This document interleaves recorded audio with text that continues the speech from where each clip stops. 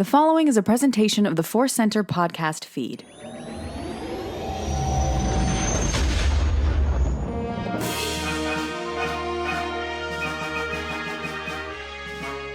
From the center of the galaxy, this is ForceCenter, show about Star Wars, pop culture, and the ultimate adventure, life itself. I'm Ken Napzok. I'm Jen Landa. And I'm Joseph Scrimshaw. And we are here to look back and reawaken our memories of a Force Awakening. That's right. We're going back to December and actually more October, November 2015 to talk about the Force Awakens promotional run up to the movie, the trailers, the teasers, all the fun stuff. Part of our look back on ForceCenter's 10 years of existence. We're going right back to the beginning. Before we get to that, today's podcast is brought to you by our shop on Fourth Wall. Check out our merch store and pick up a t-shirt to help support the show and represent ForceCenter out in the galaxy, or maybe a pint glass to represent it on your own couch during the holiday seasons. Check it out. Go to ForceCenter-shop.fourthwall.com. It's my tongue does not like that ForceCenter-shop thing. Link down below if you're watching on YouTube. That you every episode you invent another good Star Wars name. Dash Shap. Dash's cousin. Good bounty hunter name. Oh, it's Dash Shap. On us again.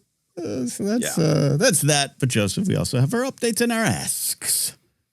That is right. Our asks. We are building towards a goal on YouTube of 10,500 subscribers. We're very thankful for all the people who have joined us here on YouTube. We enjoy talking with our faces, which we've been doing for quite a while now. And the buildup has been great. I remember when we first started, we're like, maybe we can get to 10,000 around the time of Ahsoka season 1. Then the strike happened. But the point is, back in the day, 10,000 felt like this far away thing, and we've been there for a little while, and we'd like to get up farther than that. So 10,500 subscribers is our goal. You can also follow us on Blue Sky and TikTok, where we try to be a little bit more active. Try to be. I failed a lot recently. I got to admit, some of it is just I'm exhausted doing a lot of things. Joseph's making a film, Jen, you're studying school. Like, it's exhausting just trying to. That's why there's jobs called marketing managers and social media managers. But I also been cynical. I forgot to promote one of our episodes one day when it was released while you were finishing the film, Joseph. And I mean, you're still working on it. But like, I noticed our numbers didn't go up or down. And I was like, well, then maybe we just don't need to promote anything. Maybe no one cares. Maybe no one cares. Yeah. It's hard. But yes, it's good to have that community because I was in the habit back in the old place, Twitter, of just being able to tab through. So like every time I posted for myself, it's like, oh yeah, I should check what's going on in ForceCenter. And I don't quite have that same functionality or in the habit for Blue Sky, but hopefully getting there. Yeah. Very true. Getting there indeed. We have our live news shows on Monday where we get to catch up, and here's maybe a chance to dive in a little deeper to our lives before we get to our main topic, which is something I'm very much looking forward to. Part of my Star Wars life adventure was I rewatched Force Awakens. And, normally I say I don't have a lot of time to watch things, but yet I still find time to play Fortnite or Madden or just, feed squirrels in the backyard, or now 3 Blue Jays, 1 opossum, and 3 skunks. It's quite an adventure. But I actually sat down last night to watch The Force Awakens, made some dinner, and relived everything about that film. We're going to be celebrating the 10th anniversary of our review of it in December, as well as Force Awakens being released. But it was a lot of fun to just sit back and relive the emotions of the film, Did you feel like you got anything different out of it, or was it more just like a revisiting a comfy old friend kind of feel? It's become that, right? And it was so the new thing for a long time. Even up to, 2018, maybe by the time Rise of Skywalker comes out, it's starting to feel like, oh, that was a few years ago in episode 7. But I still think, I had that on regular rotation, sometimes for research for things we were doing here. But a lot of times it was just still so wonderfully fresh. So I hadn't sat down and watched it in a while. So it does feel like an old friend. But it has the thing I love about it. And this seems like I'm just pointing at apple pie and going, I love it. It's made of apples. Like it's episode 7, but it's one of the new trilogy. And it has the vibe of when you watch New Hope, where you're like, man, all these characters are innocent and they're just starting their journey out. And yes, we know there's a lot of lore and canon and all those things around it. And dare I say, Vader's not that innocent. But you know what I mean? Of just like, Even A New Hope, Vader's just stomping around being bad. You got a lot of emotional work to do, Lord Vader, and you don't know it yet. And we don't know it yet when you're watching in 77. And in 2015, we knew the adventure was beginning with these characters. But to go back to the beginning, there's a warmth to the innocence of that story. Mm-hmm. Yeah, there was maybe this summer, Sarah just was like, we were going to watch something, and she was just like, I know you get kind of particular about wanting to watch the entire trilogy if we start, but can we please just watch Force Awakens? Because I really just want to see the Force Awakens tonight. And we did, and it was like the perfect film for that mood of wanting that burst of youthful enthusiasm, especially meeting the new characters, meeting Rey and Finn and Poe and their connection and their energy. That film starts with such joyous, we can do this, let's figure it out energy. I think it's really unique in that way. Indeed. Yeah, it's a lot of fun. Have you revisited it recently, Jennifer? No, I haven't. Why do you often watch all three movies back to back if you start one?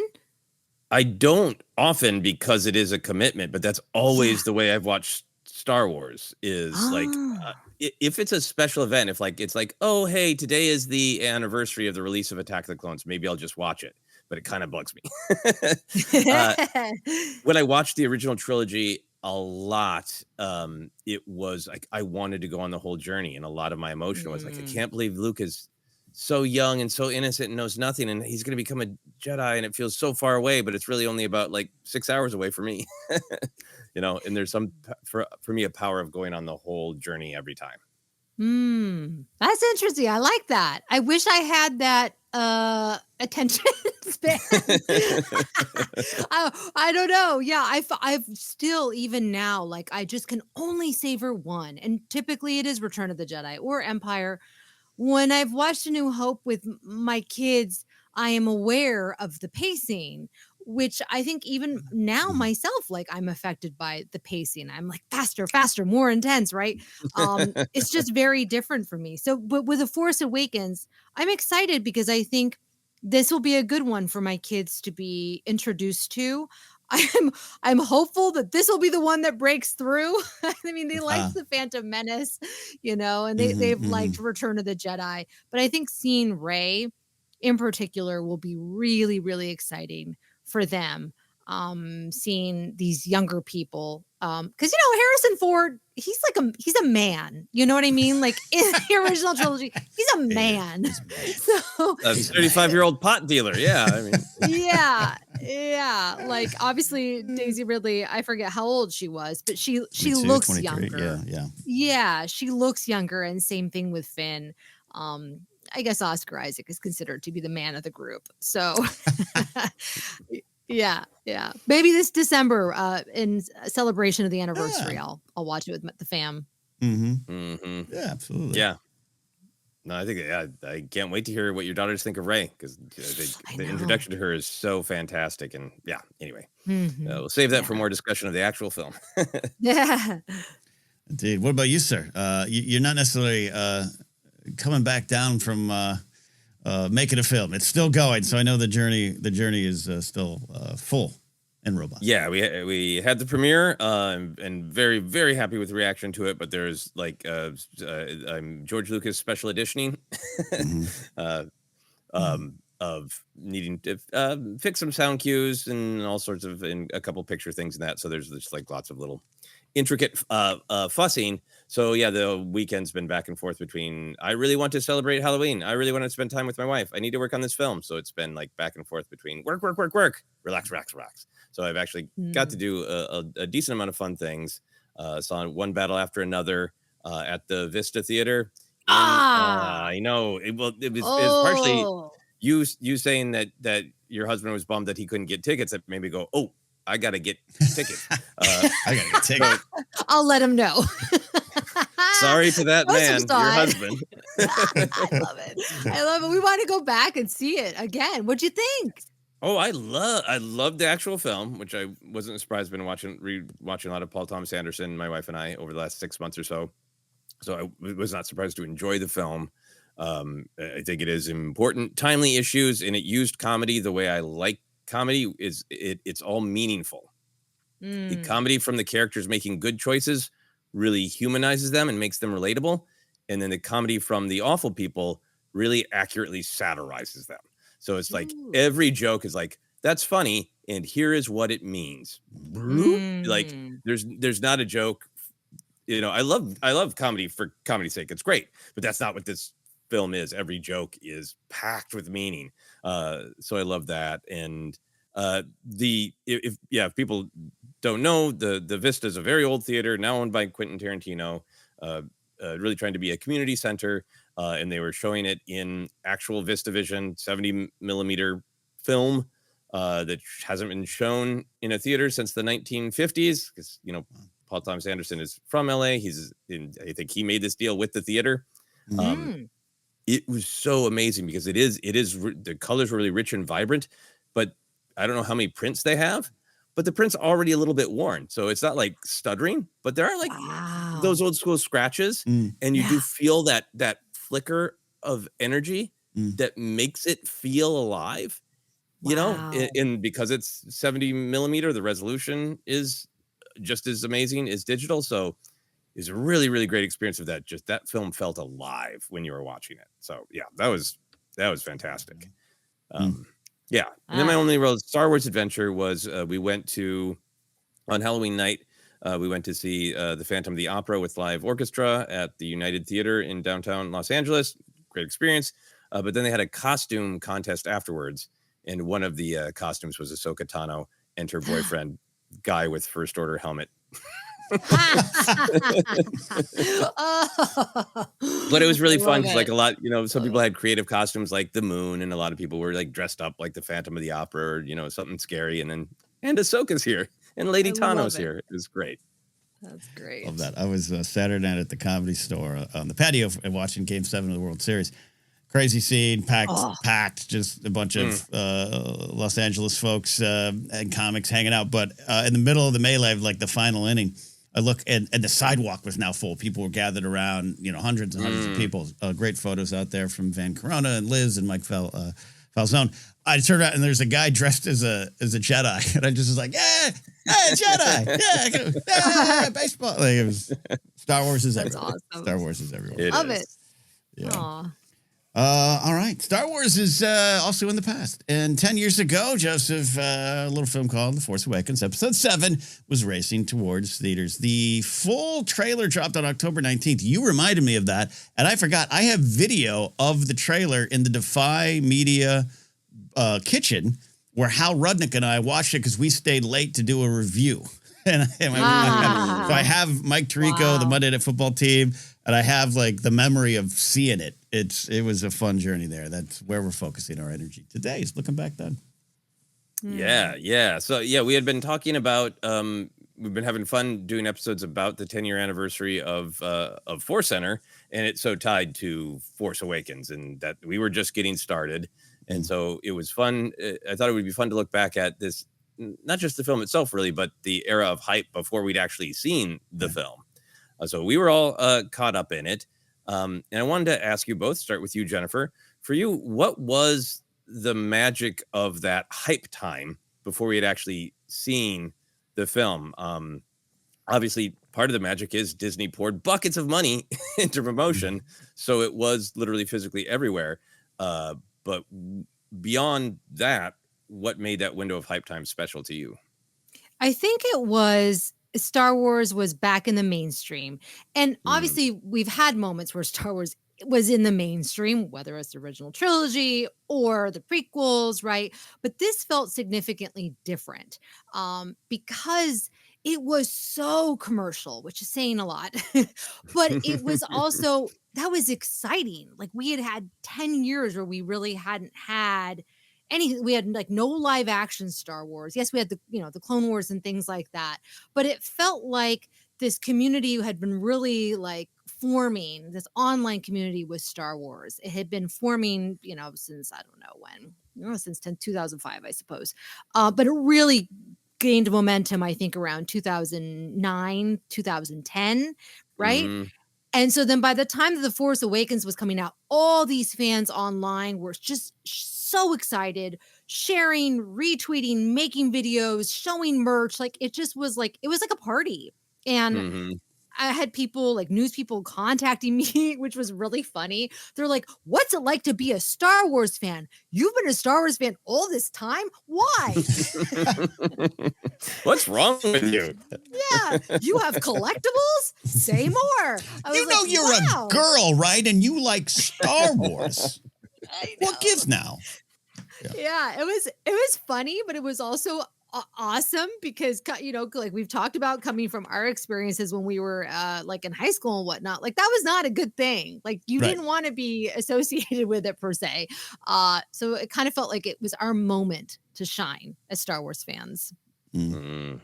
I think that's really insightful about not just the power of Star Wars coming back, but where the genre world was with the explosion of, okay, Hall H is now a cultural power.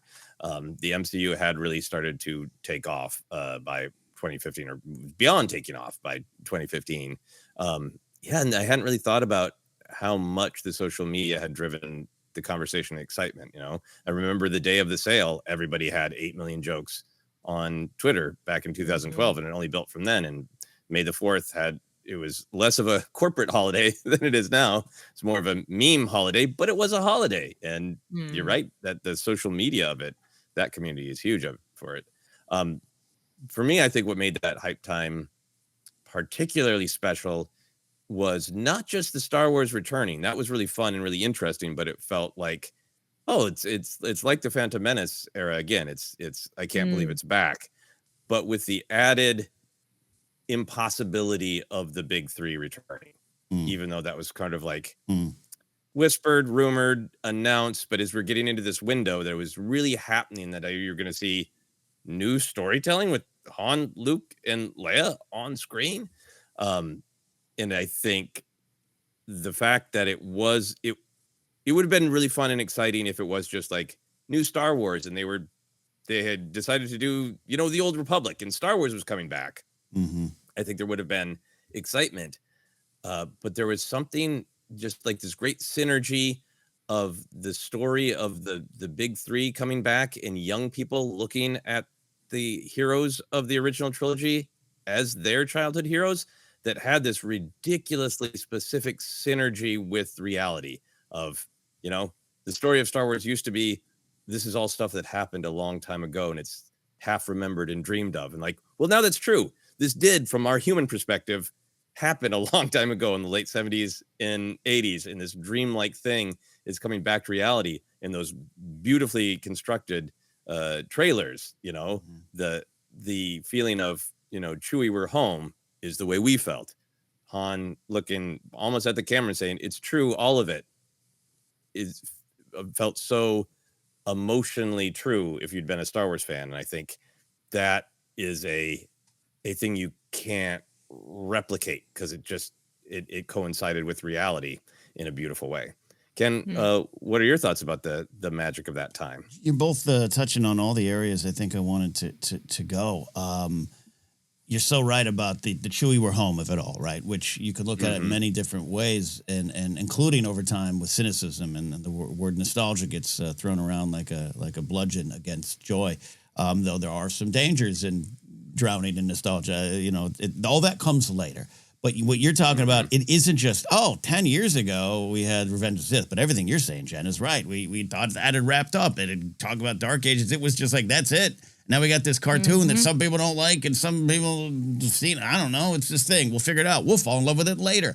But for us in our generation, it's hard to separate our perspective, our Gen X view on this. We love celebrating every perspective and every jumping on point for Star Wars fans, including, Jen, your daughters in December when they finally sit down and take in this film. But it's hard to separate, I think, our journey from the conversation. And what you're saying, Joseph, is right. It wasn't just Star Wars is back. It was, and they're doing the impossible of bringing the big three back. And let's just be honest, bringing Harrison back, which was the biggest X factor. And that coincides with, it's hard to separate my personal journey. Like everything you're saying, Jen, and everything you touched upon, Hall H being a thing, Comic-Con being a thing. We had been, I think, I don't know, you could trace it 2010, 2011, but 2012 and the sales part of it. to now.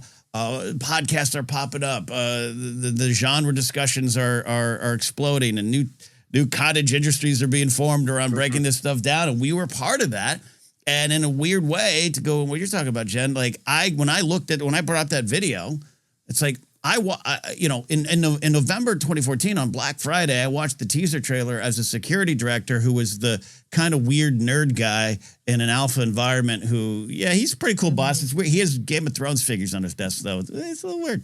I went from that to here I am staying late in a office. So me and Hal Rudnick can do a immediate breakdown of the trailer. I was just like, I'm stepping into myself, right? Like all those lonely days on the playground, all those times, and you talked about it from a personal point of view in the live show, Joseph, about the Star Trek girl who made fun of you, though she loved it. Oh. Me being told as well, like you'll never be able to love a woman as long as you got these Star Wars toys up. I had that told to me by a girl in my house at a party. And I'm doing the clean version of what she said to me. Like to that, to like, all of this has value, not just me and my job in this moment, but like all of this has value. And Force Awakens, and you got Marvel, you got all these things, but the big granddaddy was back. Star Wars was coming back in a big way. And even the, I love sports. I'm from the sports world, but having fun, like, welcome nerds to Monday Night Football. That's Mike Tirico. And we're going to halftime, and it takes a long time to get to halftime. There's a lot of play stoppage. Like, it was so fun. It was so fun. Yeah. And yes, things happen. Our lives change. And I'm on this weird period where I have this like, these 10 years are kind of wrapped up. It's a new chapter for me. It's a new era. But back in the beginning, it was about stepping into who you thought we thought we all would become, the nerds of value. That is so funny too, from the social media perspective. Like I remember those kinds of, that night in particular, and those other kinds of nights where lots of Star Wars fans and genre fans were kind of being jerks to people who like sports and calling it sports ball and making fun of it and being like, just get to the Star Wars. And seeing like sports fans and some I know personally being like, hey, could you guys stop doing what we did to you, to us, please? Yes. Can you please stop treating us like the nerds?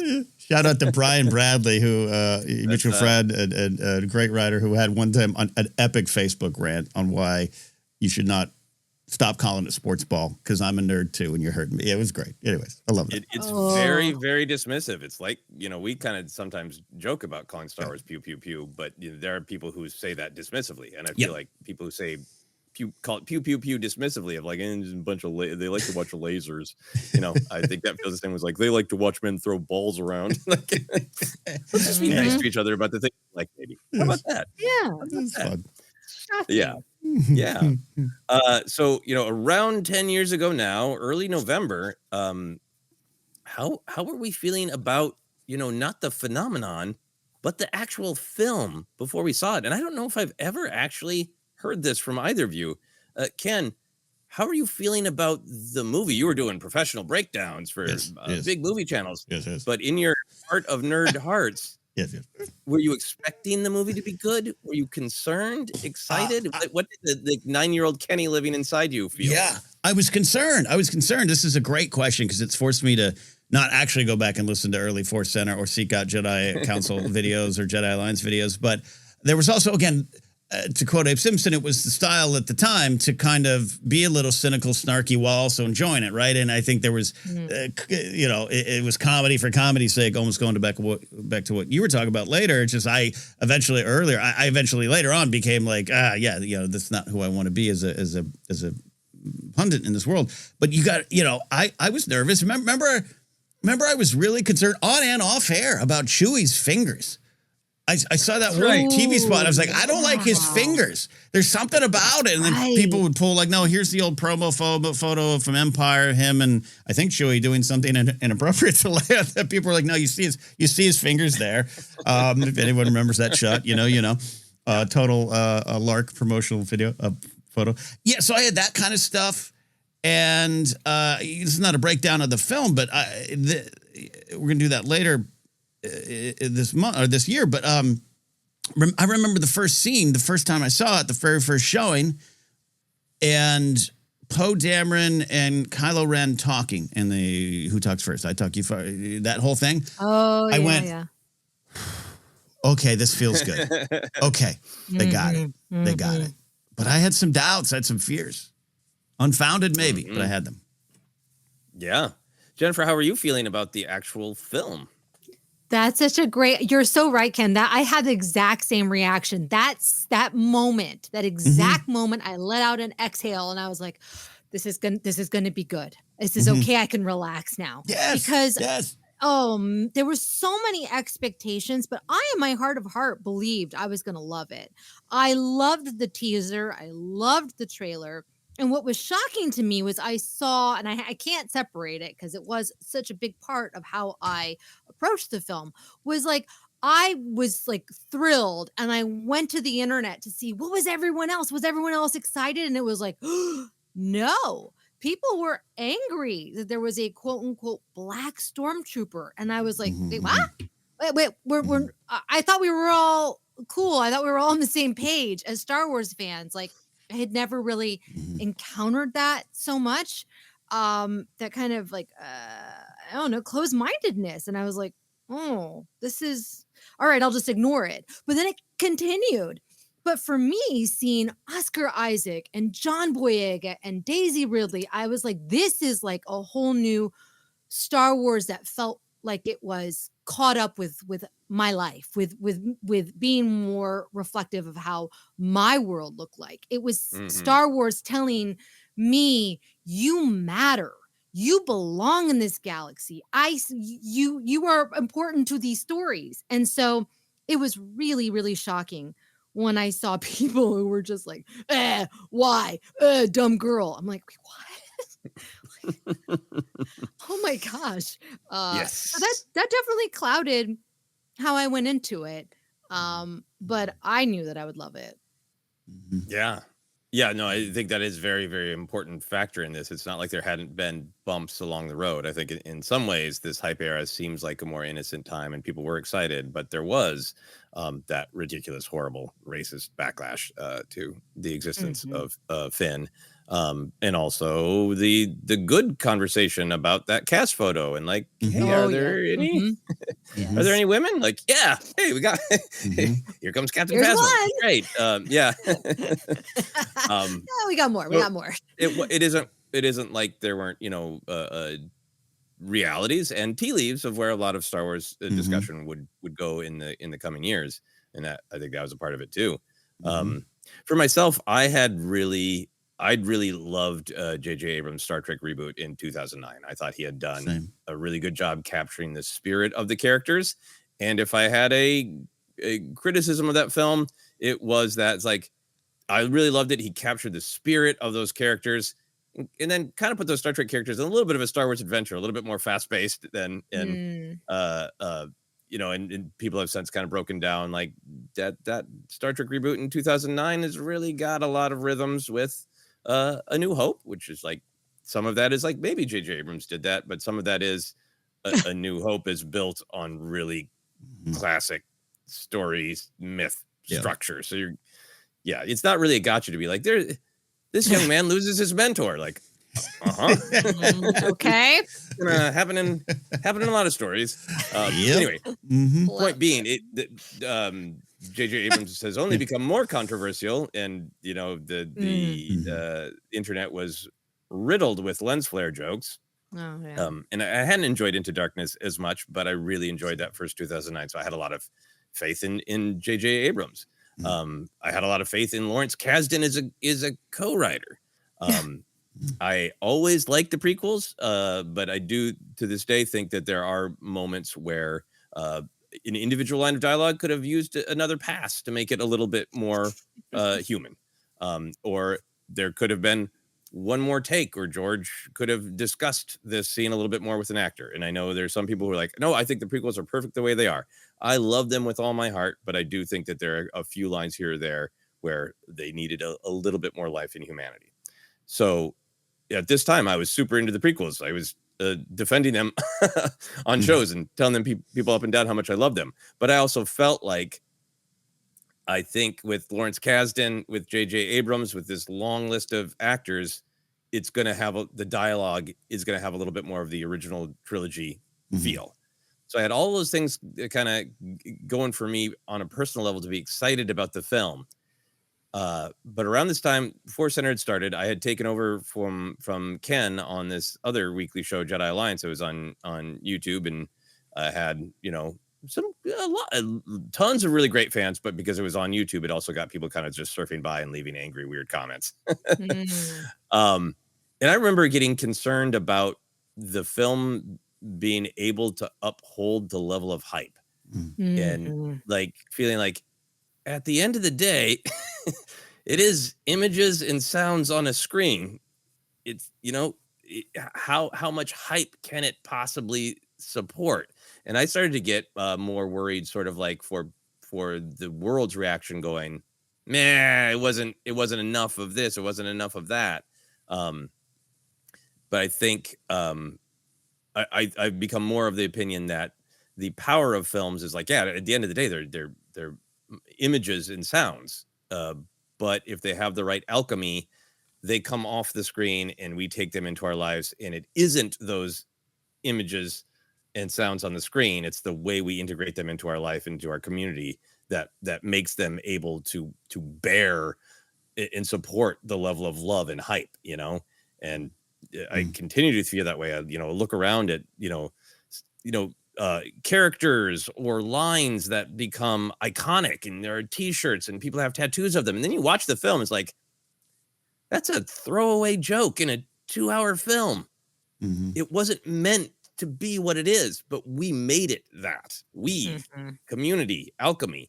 And so I think I had a lot of fear about that going in. And obviously there was, controversy about Force Awakens and awful things said.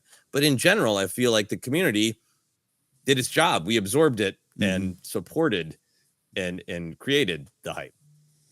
Yeah, absolutely. And yeah, there's some. Yeah, I remember the days right after. There's some critic friends of mine who didn't like it. The retread complaint comes up, and we kind of have gone through that. And I think there's some truth in that. Like, I understand it. Like, it's not one of those things where I go, "Whoa, what are you talking about?" Like, yeah, there's a trench run on a large Death Star thing. They even reference it.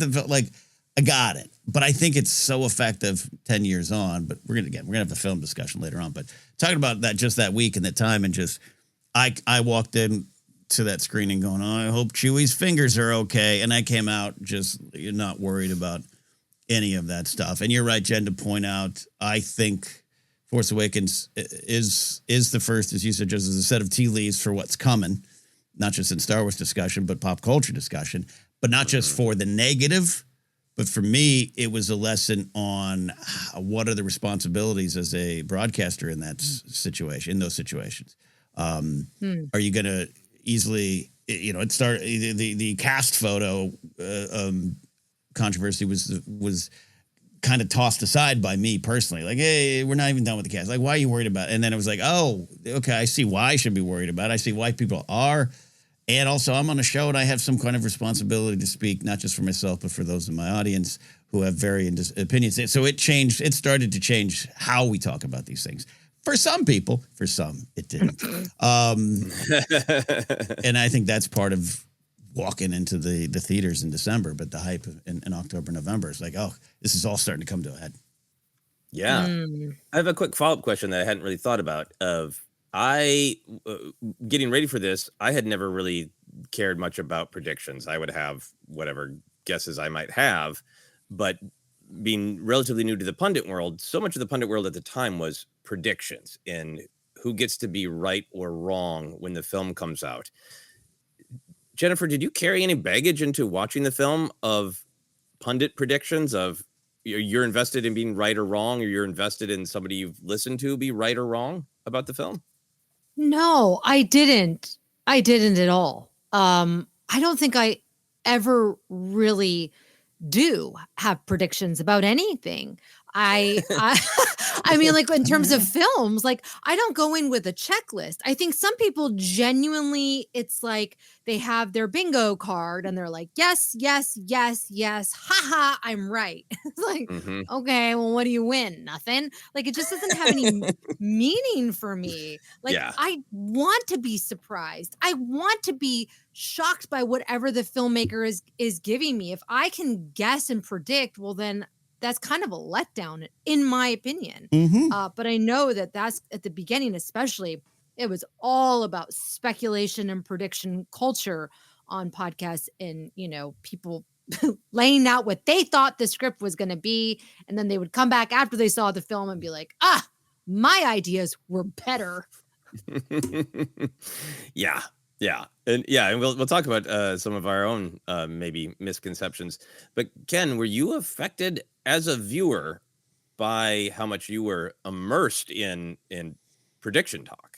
Yes, but maybe I wasn't aware of it. It wasn't until The Last Jedi that that's Speculate Responsibly comes out of that. All the stuff, Joseph, your wonderful, the ethos of engaging with the art that's presented to you. That stuff it's maybe present in ForceCenter early on. It's definitely on your heart, Joseph, and Jennifer and I are there with you for that as we grow through the punter world. But 2017 is when we just gotta go. You gotta go play the game.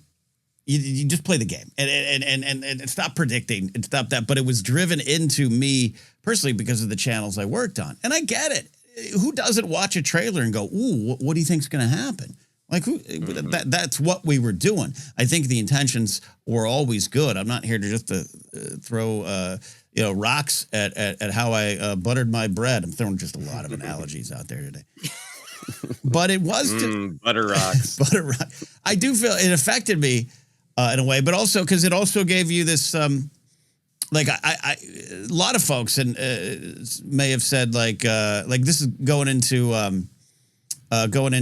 Jedi. I definitely remember a moment on Jedi Council. May have said it here and everything, but I on Jedi Council said I don't even know if Luke leaves the island, right? I don't even know. And when that happened, it's kind of like you pat yourself on the back for a weird win that you didn't earn. But then there, remember breaking down the promotion, Joseph, and you and I think I had a realization live on air of just but we haven't seen the third act marketing yet, right? We don't know what Luke's going to do. And then it turns out, we did see everything, and that can create a disappointment. And so looking back, it affected me. It just affected me because, again, a false win or a loss that the story didn't earn, that's what those predictions can kind of get you when you're locked into it. Yeah. Yeah, I don't think it terribly affected my viewing because I didn't have I don't think I had I want to be right or wrong on it, but I was so new to that being a value. I think watching The Force Awakens made me realize, I don't care about plot predictions about what happens. I care about emotional and, not surprisingly, thematic desires of this. The trailers aren't just hey, things are going to explode and a pretty person's going to be on a cool planet. It's they are trying to get into your soul of what kind of story is this. And in the predictions that I have been proud of over the years have been emotional. When Mandalorian started and everybody was, mad, not everybody, many people were vocal that the helmet thing didn't make sense. And I was well, lots of cultures have different attitudes. What if it's a different weird sect that really believes in keeping their helmets on? And it was exactly what it was. And that to me is the kind of thing that I care about because it's I want to watch a story and imagine what emotionally might flow from this. What might the emotional answer be, as opposed to, I predict that at minute 42, Rey will reveal that she's got Darth Plagueis' staff. It's who cares? What does that mean? None of this should be surprising to people who listen to us often. This is a retrospective of our podcast as well. That's the three of us came together on this, and I had been in this system, and you both had been involved with it and been on a lot of other shows, and you read Jedi Alliance, Joseph, and we kind of, that was the YouTube that was the currency. Your predictions. Can you predict what's going to happen? Can you come up with your theories? I'm watching on the Game of Thrones side too, and I had a lot of those. I got caught up in Alt-Shift-X, the great YouTube channel at the time, until I think they forgot what the show was doing versus the books, and the show was gonna, whether you like it or not, the show's gonna do what the show needed to do as a show, and your book knowledge kind of didn't matter because it wasn't the plots. It wasn't about Lady Stoneheart returning. It's about what are the themes of that season. And that was started to be more fun than, I worked with folks who had insider information, who went on shows and acted like they were predicting things out of the blue. And then they were getting points for it. Hell, Collider even had points videos where we predicted it, who would win. And that just kind of, that does not show an understanding of what is on screen. And that kind of drove me deeper to what we do on Force Center. And this all comes out of that first viewing, those first couple of weeks, everything about it. Did your prediction come true? And I want to point out too, again, it's natural to ask these questions. It's natural to come out of Force Awakens with a bunch of questions, thoughts, predictions, and theories. I don't want that to ever get lost. I don't, but go back to that full trailer, as I did this morning. The full trailer on October 19th.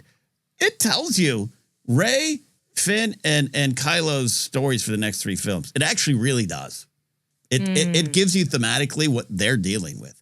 I'm no one. I have nothing to fight for. And I'm going to finish what you started, Darth Vader, but it turns out I'm going to maybe finish what Anakin started. Like, all that's there in the first trailer. They don't deviate from that too much. But that gets lost when you're just predicting the plot for the future. Rant over. And answers. Yeah. Good rant. Very good rant. Yeah, because I think that what you're talking about, which kind of emerged, was this like scoop culture, which scoop culture has always existed. But with Star Wars, it became like Star Wars leaks. I'm going to be in a parking garage and I'm going to show you like this person in this costume, or I know so-and-so prop maker who did this and handed the lightsaber to so-and-so. Right. And it was weird because I was like, why would anybody want to like spoil the movie for themselves? And then I would see people on Reddit, all of these Star Wars leaks. And I'm like, I don't know what that is, why some people genuinely want to go into the movie knowing what's going to happen. There's got to be some sort of psychological thing going on where it's like maybe you're so afraid of not knowing that like knowing gives you some sort of comfort or security. Or if it's like, I have no idea. I'm not a psychologist, but there is something about this like scoop culture that doesn't seem to really have continued in the way that it had with The Force Awakens and the sequel trilogy. I think Last Jedi did smash a lot of it because I think Force Awakens... I think Force Awakens raised some questions on purpose, and I think Force Awakens, in my opinion, was misinterpreted as creating mysteries that it did not mean to create. But then we all spent 2 years really digging into questions were raised by Force Awakens, and largely the community liked Force Awakens and was really excited to debate and discuss answers. And then I think even people who didn't normally do that went into Last Jedi with a scorecard, even though we weren't aware that we were doing it. And I think that's where I think that's why it felt for a lot of viewers disrespectful when, the answer was Luke's not going to take the lightsaber.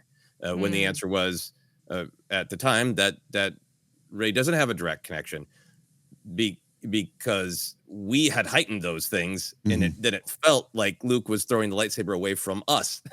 Yes, right. And I don't think any of that was intended. I think we, as a community, inserted those things. 100%. Yeah. I'll go to my grave covered in porgs that is the stuff that happened. When you like a lot of the moments or not, people took it personal, and the idea that Ryan did it to subvert everything. He'd already written the script before you sat down to watch Force Awakens. Like, that's impossible. It's impossible. It's not how it was made. Yeah.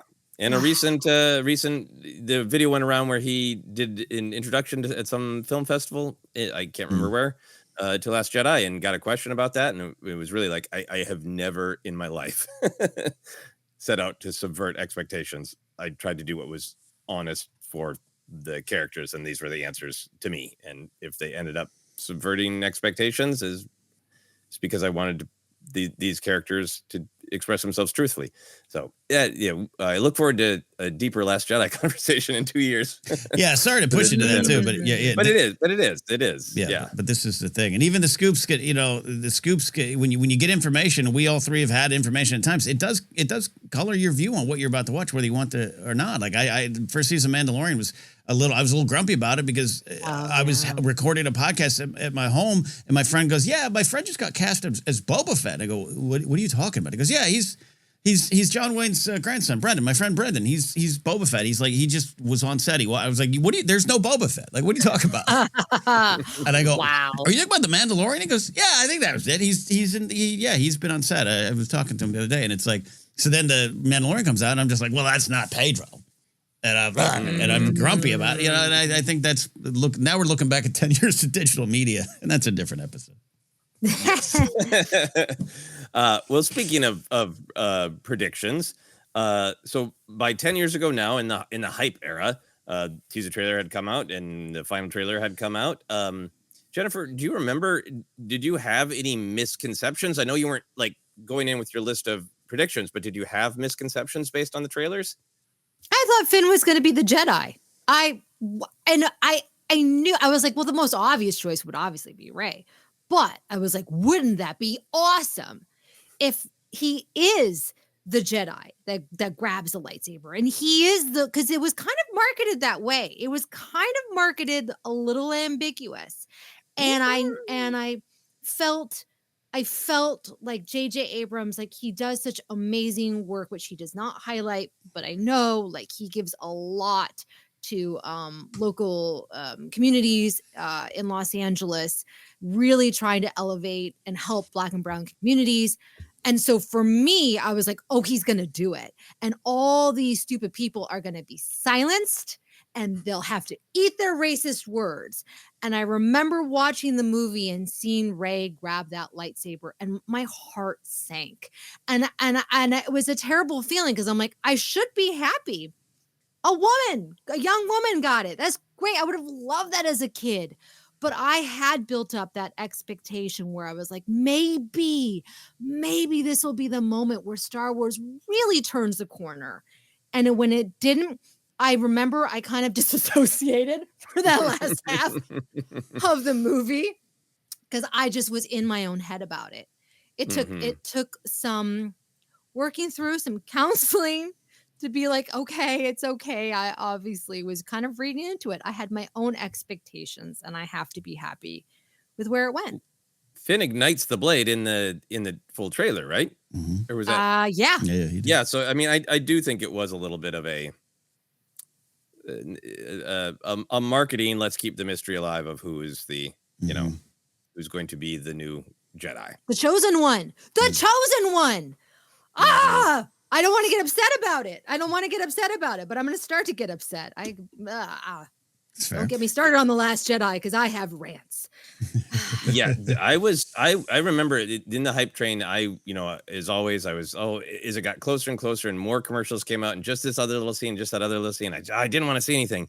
And I was at Target and they had, I realized later it was a build your own kind of Jedi kind of toy display. I think it was like you could customize a Jedi, but I just saw out of the corner of my eye from afar a toy of a black man in Jedi robes, and I was like, oh, the Target spoiled it. It is Finn, and like I literally, it was just like out of the corner of my eye, and I turned away because I didn't want to know, but I went in with some like, well, wow, maybe did this get spoiled for me, and I think I was more caught up in the Luke of it all because that was my big misconception. I remember Ken and I talking about this on a very early episode of ForceCenter, going like, "This is amazing. Have we ever seen a film where you haven't seen anything from the third act? Or the third act is going to be all Luke Skywalker?" And to this day, I think that shot of the lightsaber wiggling in the snow is constructed to feel like the lightsaber wiggling in the snow in Empire Strikes Back, to make you feel like Luke Skywalker, the hero, is going to return and add more emotion to, no, this is not just the story of the old generation. This is the story of the new generation being validated that magic is real. Your power is real. Connection is real. You matter. And you're the star of this story now. Younger generation. And in this particular instance, young woman. So that was something where my misconception that Luke was going to pop up in the third act, Oh, yeah, yeah. maybe grumpy, but hero triumphant, down to the moment where the hilt sailed into Rey's hand. That was a misconception that worked really well for me and made that moment even more powerful. Yeah, I think at that moment too, you're thinking, Luke. I think even Mark Hamill has said that could have been my moment. Yeah. Love you, Mark, but They went another way. Yeah. Ken, what misconceptions or correct conceptions did you have? I mean, definitely, I was with you on how much. I mean, I think we were even down to the fact that we haven't even seen the third act Luke action figure yet. We haven't even seen what he'll be wearing when he shows up in the third act to lead the film. Jed, I think your stuff too is in conjunction with what we were talking earlier about, and just how it was a lesson for me to look outside myself. I never for a second thought Finn was the Jedi. I thought it was a bad John Harrison is not Khan cover of Rey, be it, or Kira, as we thought her name was going to be for a while, being the hero, because I think that also drove some of the Where's Rey, #Where's Rey stuff. Oh, yeah. Which is a bigger, valuable conversation, but there were some specific examples where I was just like, I think they just don't want that character with the lightsaber in the marketing yet. Like, I think they don't have some of the Reys there because that would give it away.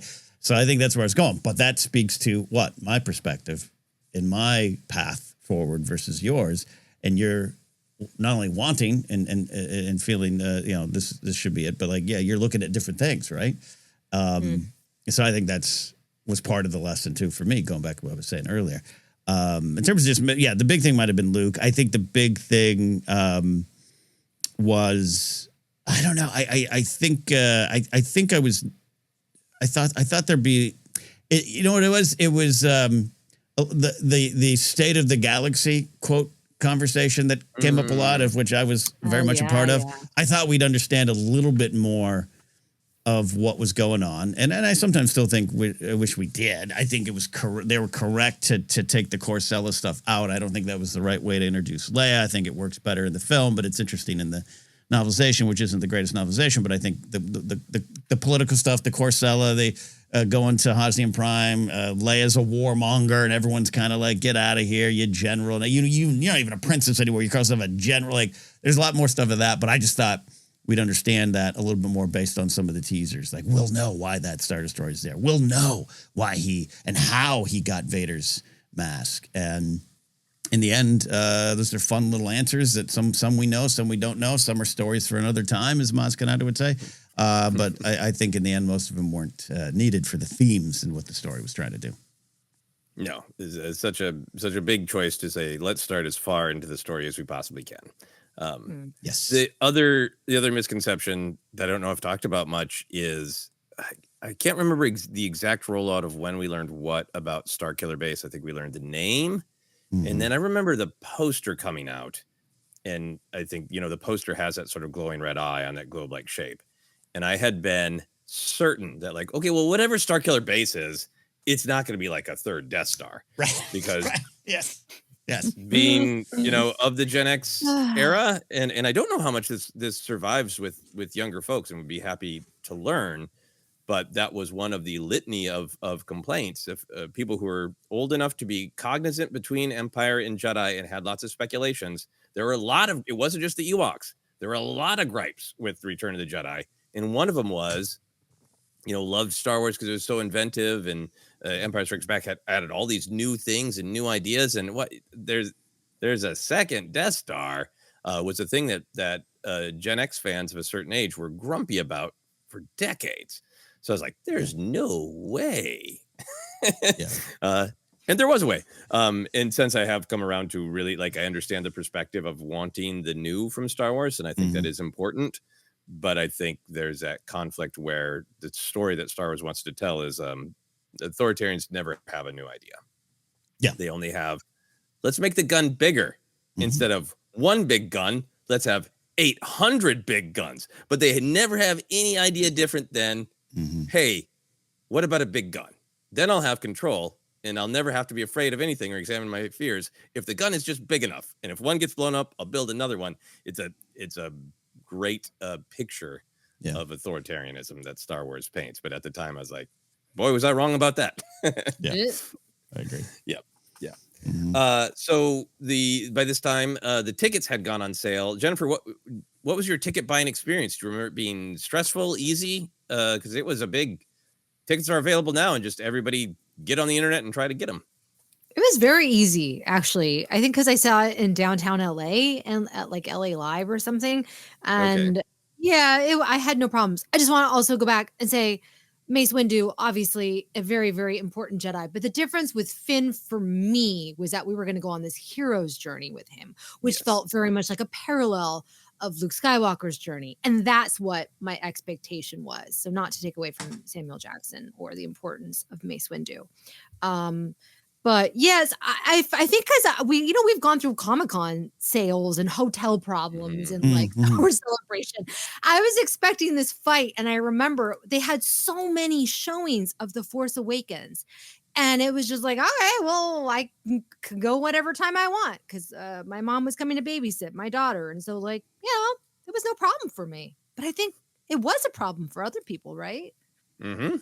It's a problem for me, yeah, because the ArcLight in Hollywood was the go-to place for me then, and the website I didn't quite crash, but it did that sort of like kicking you out, and you have tickets in your cart, but then you can't actually buy them, and then you restart, and now those tickets are gone, and I couldn't buy them. I was trying to figure it out. I needed to leave the house for something.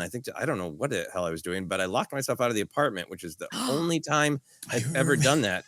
So then I was at the bar, Birds, near me, and like trying to order them on my phone, and like I had this great like I want to see it as soon as possible because the world is going to spoil it for me. Mm-hmm. Mm-hmm. And like the showing started at like whatever it was 7, and then there was one at 7:01, 7:02. It's like I don't care, but like if I'm getting in there as late as 7:10, the world's gonna spoil the film for me. Yeah. Personal thing. But also, like, I had this weird work guilt because for the first time seeing Star Wars, like, it's also work. And, like, I need to see it on opening night for my job.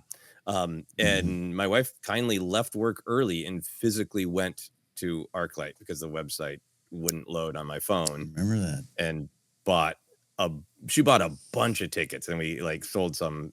So we returned some. Because like she's like, well, it was just like a madhouse. It was like, buying what are those, Labubu? Is that what they're called? Yeah.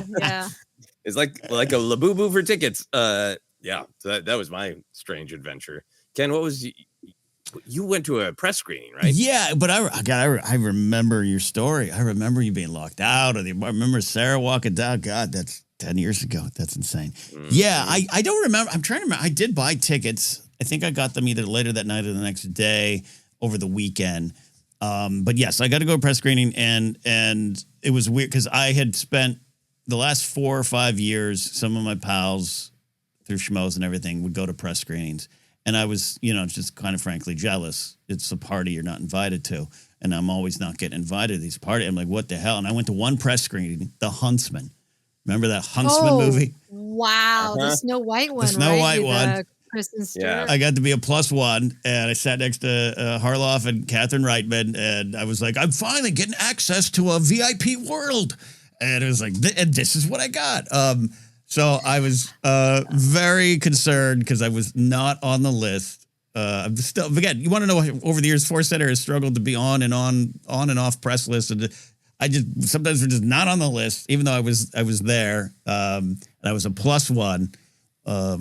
Thankful for it. Not necessarily thankful for the person, but thankful. And I just remember breathing a sigh of relief. But I knew I wanted to see it, so I think it was the next day, and that's when you were telling me your horrific tale of trying to get tickets. And 2015, that's a long time ago. It's a lot easier to buy everything on your apps now. It was slightly.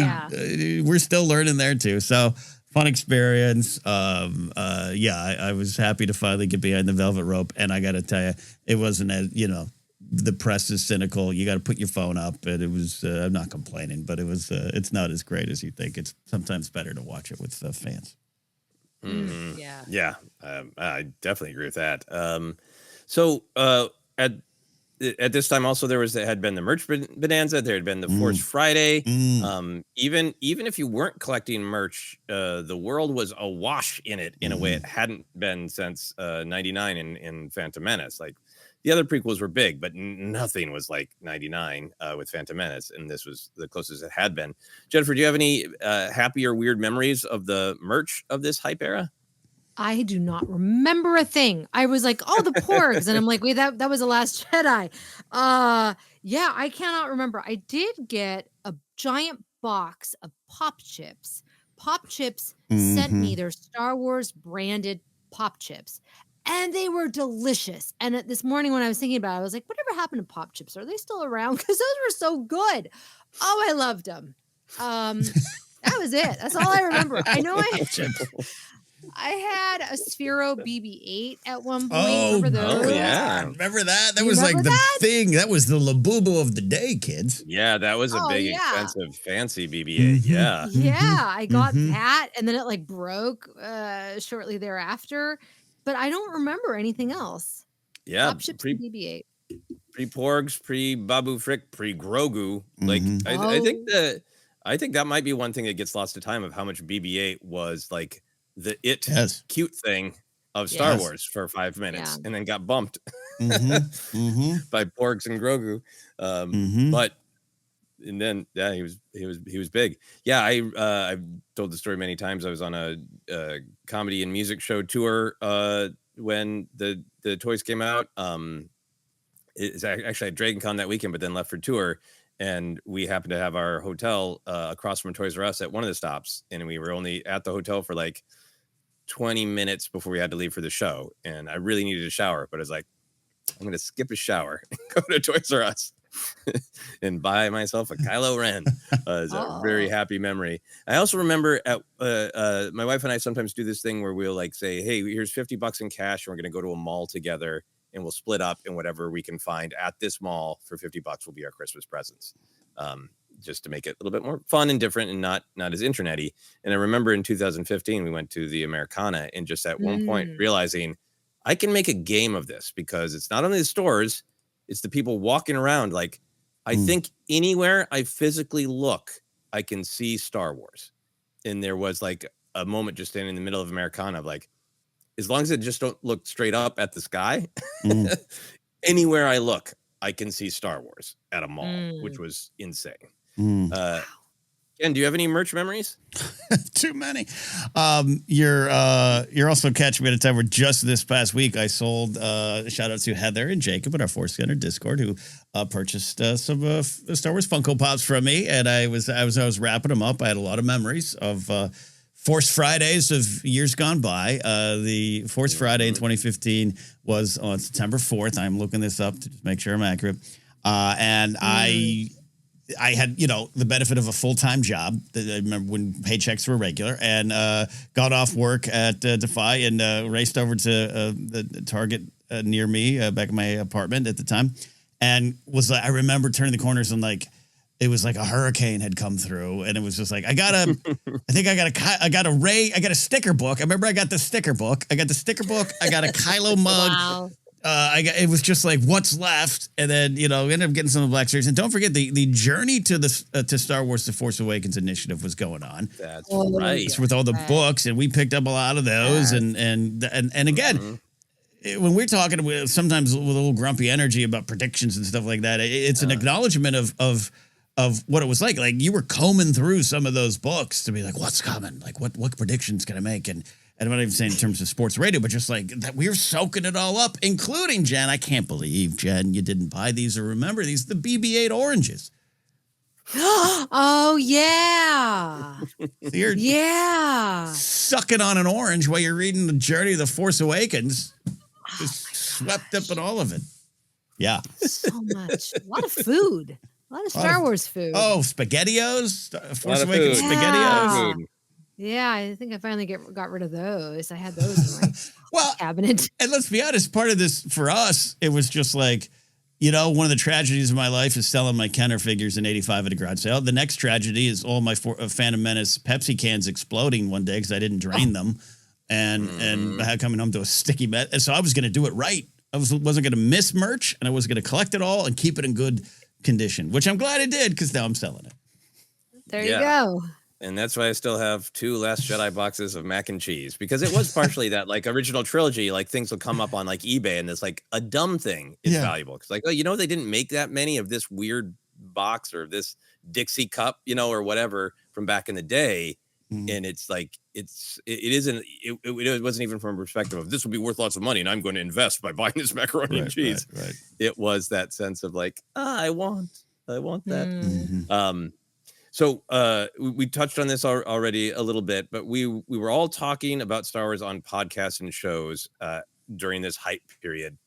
How did Ken, do you have more thoughts about how being on shows affected the way that you experienced the build up to Force Awakens? Did it ultimately make you enjoy it more, enjoy it differently, enjoy it less? No, the more. I'll definitely choose the positive because it's real, because it's what I was saying up top, and I hope everyone understands what I mean. I'm not saying this from a point of pride or arrogance, but just like I finally felt I was becoming myself. It was insane to me that I would collect a paycheck, to go into a company where today's work was, can you go get some Force Awakens toys and set them up on a counter because we got to film something? Like, what are you talking about? Like, absolutely. I felt part of a movement, and again, don't mean that from some tremendously boastful thing, but just like the nerd on the playground who was ostracized was like, this is Shangri-La, man. This is amazing. and to feel like you were a little bit on the inside of the bubble. I don't mean that from an insider perspective, but just like that, like you had people tuning in to listen to you talk about Star Wars. It's still amazing, still a blessing. But back then it was completely mind-blowing to me. And it was absolutely, that's what, even watching Force Awakens yesterday, even talking about it today, even watching the teaser trailer, it was all part of a new chapter in my life and the life of a lot of nerds around the world. Yeah, I think it was, I remember in going to the first screening and having a moment of like, am I going to experience this entirely differently because I'm looking at it through a different lens of, predictions and talking about the box office and all that kind of like gamification that can happen in the pundit world. But I think for me, it was just, I still experienced the film emotionally, and then ultimately discussing it added so much more because it made it communal. And I was used to, if people wanted to talk about Star Wars, they'd talk about the parts that were cool, and then they would spend more time getting grumpy and talking about the things that they didn't like, and what awful things should be done to George Lucas for his sins.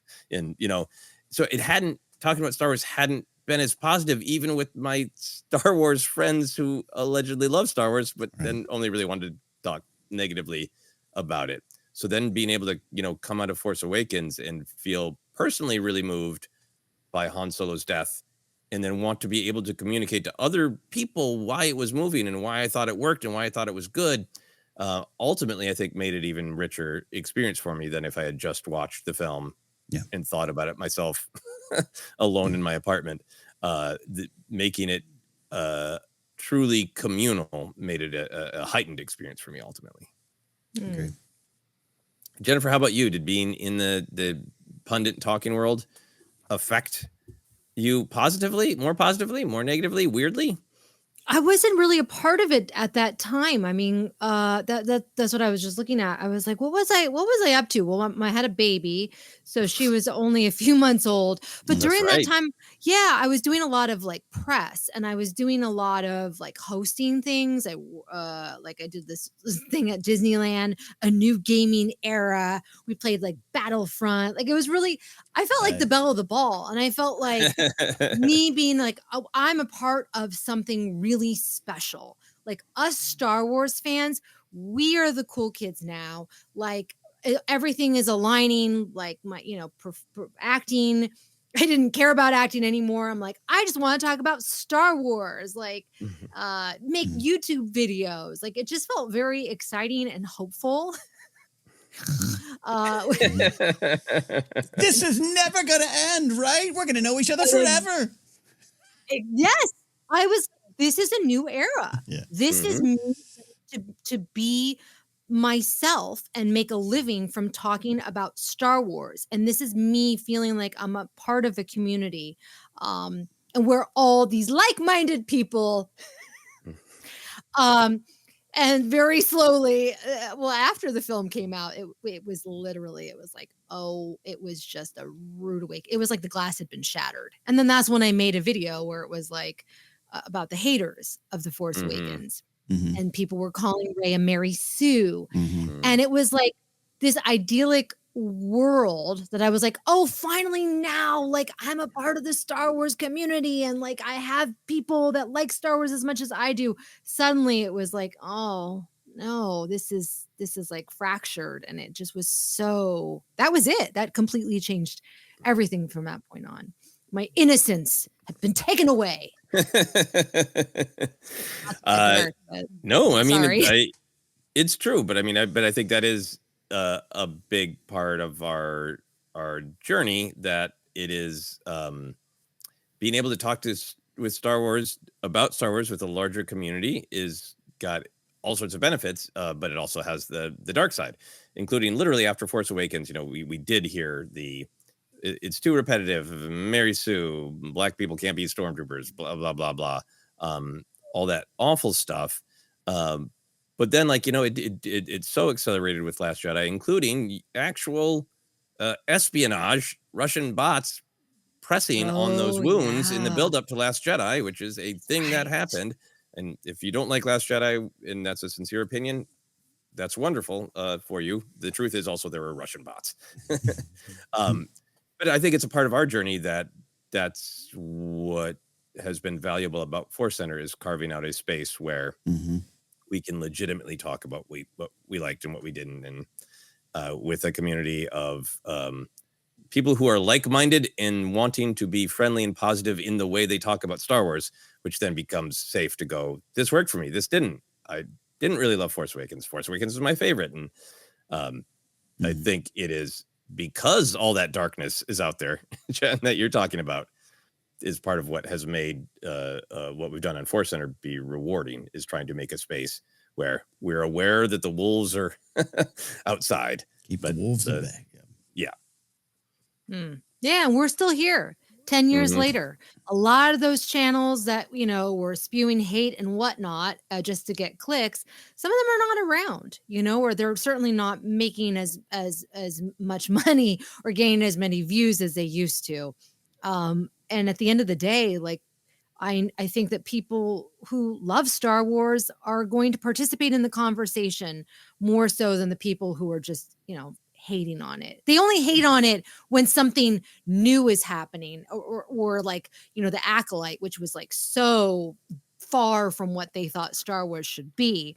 But it's like, no, the people that love it, we're still here. A lot of these podcasts, you know, Molly and Alex, like, we're all here because we like talking about this. We genuinely love the franchise. We genuinely love these stories. And when we have issues with it, we can talk about it in a kind and thoughtful way, you know, because we're not here to, you know, put glowing eyes on Kathleen Kennedy. Dark side is quicker, easier, more seductive, right? But you know, who's no, I should leave it alone. But who's gonna wake up, you know, in 2037 and go, I secured my legacy by hating Rian Johnson every day on the internet. I'm really proud of that. Like, I had children and I hated Rian Johnson professionally on the internet. Those are my accomplishments in life. Like, at the end of the day, right? Grandpa Cat Turd, could you tell me what you did in your life to build your legacy? I don't believe in cringe, but that to me is cringe. Not being earnest. Being earnest is not cringe. Being like, you know, loving your things is not cringe. It's that stuff that's cringe. Yeah. Agreed. So as we wrap up here, what elements do you think would have to come together now to create a similar kind of magic that the hype of Force Awakens did? I mean, I personally don't think it can be manufactured. I mean, I think some of it is just how much synergy the story of the Star Wars and the Big Three coming back had with reality. I think the Star Wars ending up being during the holidays because they pushed it back 6 months. I think that added a different feel. Yeah. Anyway, Ken, what do you think would have to come together? I think it's impossible. But you just said organic, and I think there's a lot of just organic things, despite it being a sale and a big studio and Lucasfilm. You know, yeah, obviously there's a lot of things done with great intention, but it is a whirlwind. It's also the stuff we're talking about. You know, this is part of the golden age of the nerd era, golden age of podcasts, genre podcasts like that. That stuff you can't factor in, and it's different now. And it's also part of it because it's all normal. Like we got 6 years between 9 and Mando and Grogu, but it seems like 2 weeks.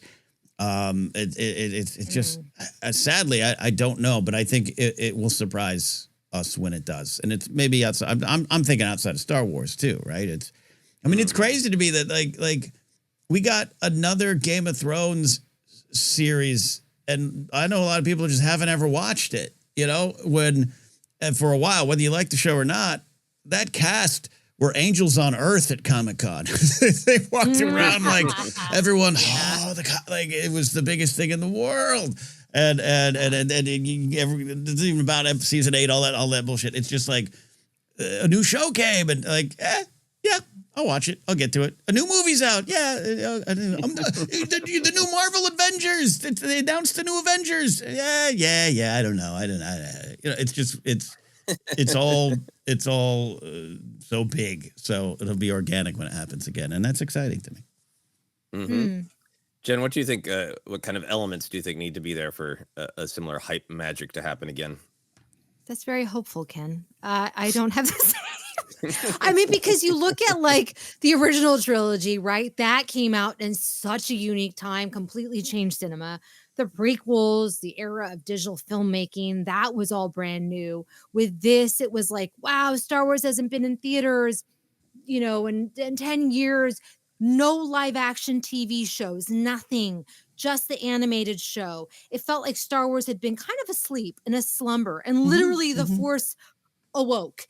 And it was truly, truly magical, where everything came together with the nerdverse and Comic-Con and all this stuff, right? And the internet, all of it. And now I don't see how that would ever happen again. It would have to go away for a while. We would not hear from it, which I can't imagine that Disney is going to let that happen. Maybe in like 30 years, I don't know. Suddenly, Star Wars will fade away, and then a new generation will be like, "I love Star Wars," and we'll be the old fogies going, "I remember." Let me tell you, kids.